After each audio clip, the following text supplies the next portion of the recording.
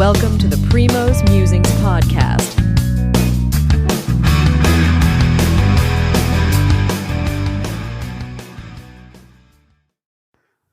Good morning. This is Sri here, and I'm here to record the day 6 of the Indian Wells Tennis Championship out in California. Wow, what a monumental upset we witnessed yesterday with the number one player in the world, Novak Djokovic, falling to Luca Nardi of Italy. A lucky loser, a qualifier you could call it, 20 years old, had no fear in playing. Djokovic had a chance to watch most of the match, and he always had Djokovic on the back. In the first set, he was definitely on. His serves were great. And the big thing with Djokovic is that anytime you get into a rally with him, he's usually winning that rally. I think with Nardi, his serve really helped him shorten the points. And one thing that I did see a lot from him was almost like an Alcaraz, a lot of drop shots, where he kind of made Djokovic more mobile than he was used to. The second set was a different story, where Djokovic came back, won it pretty easily. In the third set, Nardi, it was tied up at 2-all, and then Nardi came up with some excellent forehand winners to kind of break Djokovic, and then from there, it was just a matter of whether he would hold his nerves against world number one. There have been many times I've seen Djokovic with his back at the wall. He usually finds a way to come back in most of the matches. Yesterday was not one of those days. Nardi kept his cool. Nardi kept his composure. Used pretty much every arsenal in his tennis, and came back and won that amazing third set. So this should count as probably the biggest upset in the tournament so far. The other two, which I wanted to focus on, I was going to focus on a couple big ones. Monfils, one of fan favorites.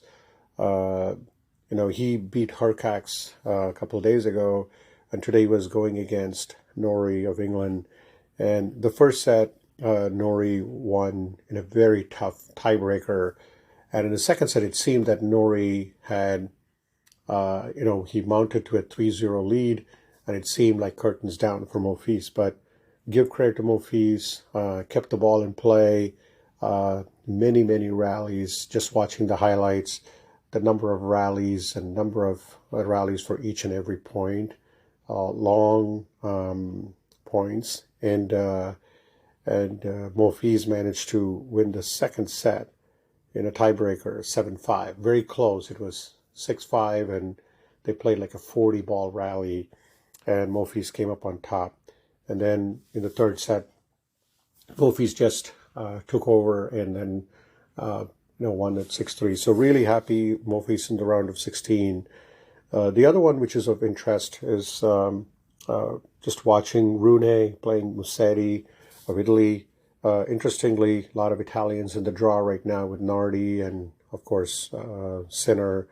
Musetti was actually, he owns actually one of the one-handed backhand, just like we have Dimitrov and then Tsitsipas.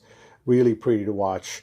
Unfortunately, none of them are in the top 10 right now, but Musetti, he's in the top 30 right now. And Rune was really sharp in the first set. Could not make a mistake. He's now got a new coach, Patrick Mouratoglou, who used to coach Serena Williams, if you might remember. And in the second set, it was an excellent back and forth. Great points. Rune coming to the net, and Musetti even, displaying great one-handed. There was one passing shot he hit was just phenomenal to watch. But Rune definitely, hopefully this is a sign of good things to come for him. He's definitely be in the top 10, and then, he just doesn't get over that hump. So good win for Rune. And then the last match I wanted to cover was the Medvedev and Korda. Great match that was. Medvedev definitely, won in 3 sets. It was not easy for him. The second set, Korda played really well, raised his level of the game. Again, another player where he has a lot of potential, but has never raised his game to the level it needs to be. So Medvedev is also through to round of 16. And then other significant winners include Dimitrov. And then from an American standpoint, both Taylor Fritz and Tommy Paul notched straight set victories. So that's good for the Americans. Good to see that, with Korda and Tiafoe out, this bodes well for good for American tennis. On the women's side, unfortunately, Monfils' wife Svetlana could not win against Navarro, so Navarro managed to win in 3 sets. Sakari, again, another player who's in the top 10 but has not shown full potential, and she beat a very tough Caroline Garcia 6-3, 6-4. Couple of champions to go down. One was Osaka. I know her run came to an end. Good for her. I mean, she battled through 2 tough rounds. I'm hoping to see more of her in the rest of the year. She lost 7-5, 6-4 to Mertens. And then Sloane Stephens also fell to Casatina. We talked about the matchup of 2 Grand Slam winners, Sabalenka and Raducanu. Very impressed with Raducanu. Managed to watch some of the highlights. She gave Sabalenka everything she could handle.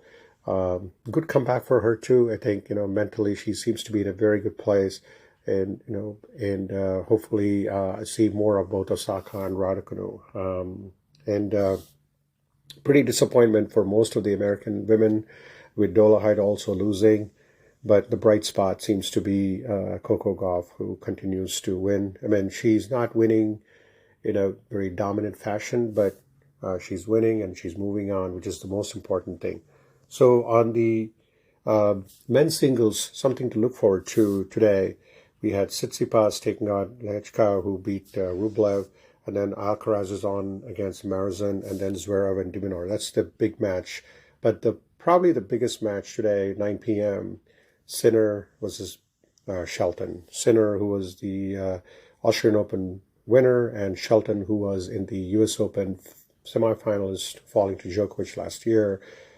This is going to be a great match. Good test for the American against one of the top world players. On the women's side of things, you do have Kerber and Wozniacki, 2 great players, 2 Grand Slam winners. And then Paolini's on. Watch for Paolini. I mean, this is someone I've been kind of watching for a while, and she's slowly risen up the ranks. And then Iga Swiatek is also playing. So with that, we do wrap up the day 6 of the Indian Wells. Thank you so much. Thank you for listening. Primo will be back soon.